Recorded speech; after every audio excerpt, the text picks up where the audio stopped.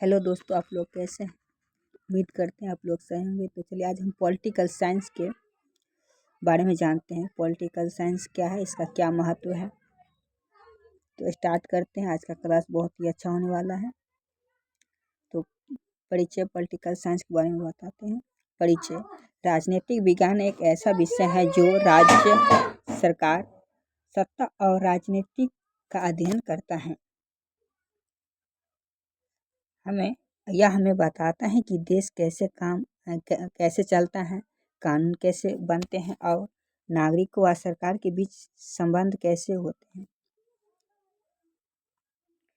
परिभाषा देखते हैं इनकी परिभाषा। राजनीतिक विज्ञान की परिभाषा: राजनीतिक विज्ञान राज्य और सरकार के अध्ययन की वह शाखा है जिसमें राज्य की उत्पत्ति, स्वरूप, कार्य और उद्देश्यों का विश्लेषण किया जाता है।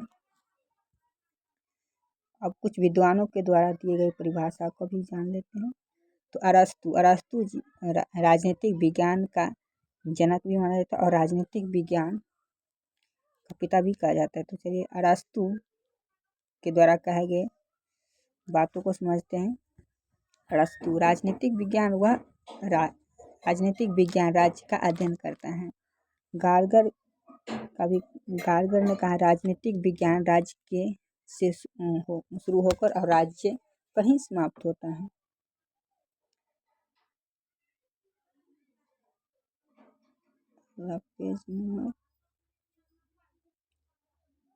तो राजनीतिक विज्ञान की प्रमुख शाखाएं, मेन ब्रांच।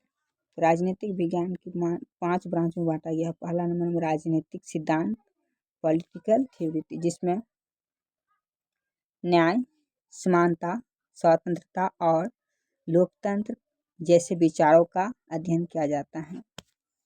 आगे दूसरा है तुलनात्मक राजनीति, कॉम्पिटेटिव पॉलिटिक्स।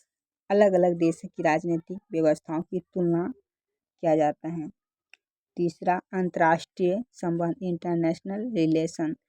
देश के बीच संबंध, युद्ध, शांति और विदेश की नीति का अध्ययन किया जाता है। चौथे नंबर में लोक प्रशासन, पब्लिक एडमिनिस्ट्रेशन। सरकार कैसे काम करती हैं और नीतियाँ कैसे लागू होती हैं। 5वें नंबर में है राजनीतिक चिंतन यानी कि पॉलिटिकल थॉट।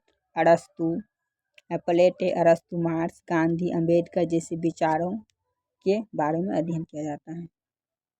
अगला राजनीतिक विज्ञान के कुछ महत्व भी होते हैं। इम्पोर्टेंस ऑफ पॉलिटिकल साइंस, जिसमें यह हमें अच्छा नागरिक बनाना सिखाता है।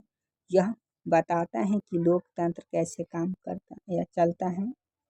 यह हमें राजनीतिक जागरूकता देता है। यह नेतृत्व और नीति निर्माण में की समझ बढ़ाता है।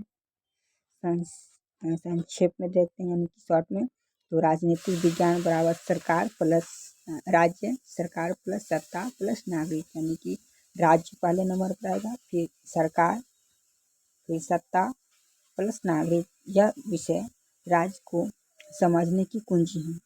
तो उम्मीद करते हैं आपको अच्छा वीडियो लगा होगा। अगर आपको अच्छा वीडियो लगे तो लाइक और शेयर सब्सक्राइब जरूर करें। Thank you.